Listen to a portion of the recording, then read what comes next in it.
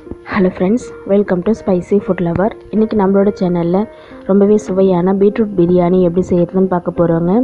Beetroot பார்த்திங்கன்னா நிறைய iron சத்து இருக்குங்க. ஆனால் இதை யாருமே குழந்தைங்க விரும்பிலாம் சாப்பிட மாட்டாங்க. அதுபோல் பீட்ரூட் பிடிக்காத குழந்தைங்களுக்கு இது போல் பிரியாணியை செஞ்சு கொடுத்திங்கன்னா ரொம்பவே விரும்பி சாப்பிடுவாங்க. அது மட்டும் இல்லைங்க, இதை ஸ்கூல் லஞ்ச் பாக்ஸ் ரெசிபியாகவும் நீங்கள் காலையில் ரொம்பவே ஈஸியாக செஞ்சிடலாம். வாங்க எப்படி செய்யலான்னு பார்க்கலாம். இன்றைக்கி பீட்ரூட் பிரியாணி செய்கிறதுக்கு பார்த்திங்கன்னா 250 கிராம் பீட்ரூட் எடுத்துருக்கேங்க. வாஷ் பண்ணிவிட்டு தோல் சீவிட்டு குட்டி குட்டி பீசஸாக கட் பண்ணி எடுத்து வச்சுருக்கேங்க. இது போல் பொடியாக நறுக்கி வச்சுக்கோங்க. பிரியாணிக்கு தேவையான பொருள் பார்த்துடலாம். நறுக்கி வச்சுருக்கிற பீட்ரூட், 3 பெரிய வெங்காயம் நீல வாக்கில் கட் பண்ணி எடுத்திருக்கேன். 2 பெரிய தக்காளி நீல வாக்கில் கட் பண்ணி வச்சுருக்கேன். காரத்துக்கு 10 பச்சை மிளகாய் எடுத்திருக்கேன், குறுக்க கீறி வச்சுருக்கேன். மீல் மேக்கர் பார்த்திங்கன்னா சுடு தண்ணியில் போட்டுட்டு 10 நிமிஷம் ஊற விட்டு எடுத்து வச்சுருக்கேன். அடுத்ததாக ஸ்பைசஸ்: 2 பட்டை துண்டு, 2 பிரிஞ்சி இலை, 6 கிராம்பு, 1 நட்சத்திர சோம்பு, கொஞ்சமாக கடல் பாசி, 2 லவங்கம், 5 ஏலக்காய் எடுத்துருக்கேங்க. வாங்க பிரியாணி தாளிச்சிடலாம்.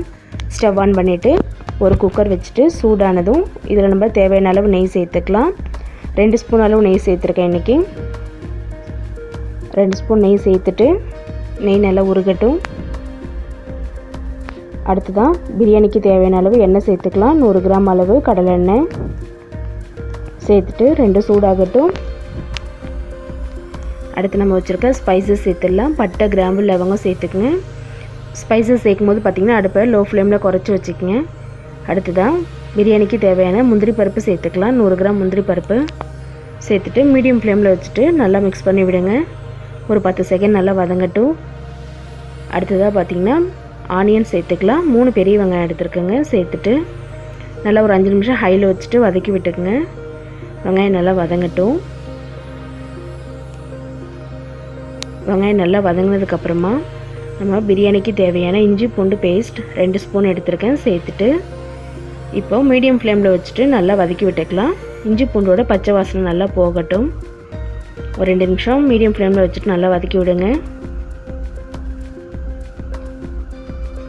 இஞ்சி பூண்டு நல்லா வாசனை போனதுக்கப்புறமா நம்ம வச்சுருக்கிற பச்சை மிளகாய் சேர்த்துக்கலாம். அடுத்ததான் தக்காளி பழத்தையும் சேர்த்துக்கலாம். சேர்த்துட்டு நல்லா வதக்கி விடுங்க. தக்காளி பார்த்திங்கன்னா நல்லா மசிஞ்சு வரணும், அந்தளவு வதக்கிக்கலாம். அப்போ தான் பிரியாணி நல்லா டேஸ்ட் கொடுக்கும்.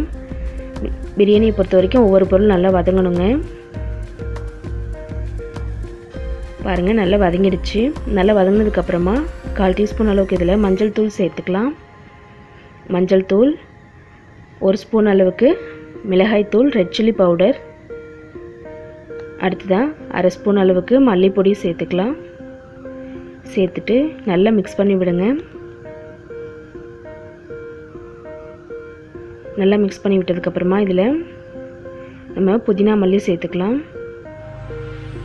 1 கப் அளவுக்கு புதினா எடுத்துருக்கேங்க. ஃப்ரெஷ்ஷான புதினா சேர்த்துக்கிறது நல்லது. அடுத்ததான் 1 கப் அளவுக்கு கொத்தமல்லி தழை சேர்த்துட்டு நல்லா மிக்ஸ் பண்ணி விடுங்க. புதினா மல்லி நல்லா மிக்ஸ் ஆகட்டும்.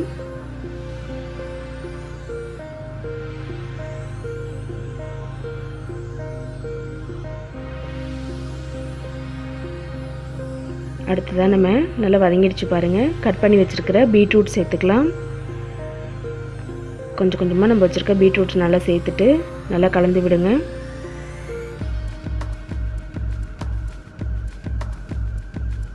பீட்ரூட் ரொம்ப நேரம் வதங்கணும்னு அவசியம் இல்லைங்க. நல்லா மிக்ஸ் பண்ணிவிட்டு இப்போ நம்ம வச்சுருக்கிற மீல் மேக்கரையும் சேர்த்துக்கலாம். சோயா சேர்த்துக்கோங்க.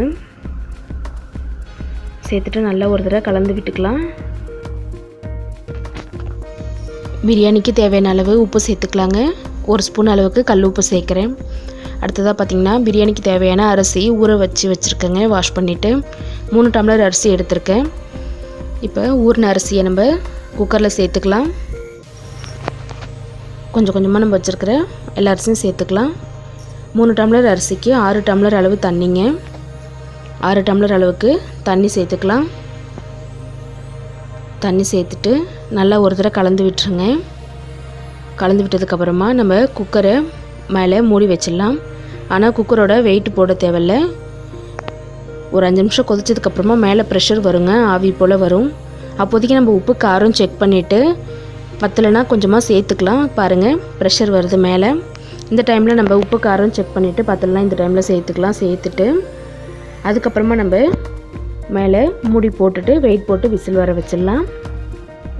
நல்லா மிக்ஸ் பண்ணியாச்சு. இப்போ நம்ம குக்கரோட மேலே மூடி போட்டு வெயிட் போட்டுடலாம். 3 விசில் வந்ததும் விசில் அடங்குனதும் உங்களுக்கு காமிக்கிறேன். பாருங்கள் நம்மளுடைய சூடான சுவையான பீட்ரூட் பிரியாணி ரெடி ஆகிடுச்சு. இதே மாதிரி நீங்களும் வீட்டில் பீட்ரூட் பிரியாணி ட்ரை பண்ணி பார்த்துட்டு என்ன கமெண்ட் பண்ணுங்கள். இந்த வீடியோ பிடிச்சிருந்ததுன்னா மறக்காமல் லைக் பண்ணுங்கள். நம்மளோட ஸ்பைசி ஃபுட் லவர் சேனலை சப்ஸ்கிரைப் பண்ணிவிட்டு பாருங்கள்.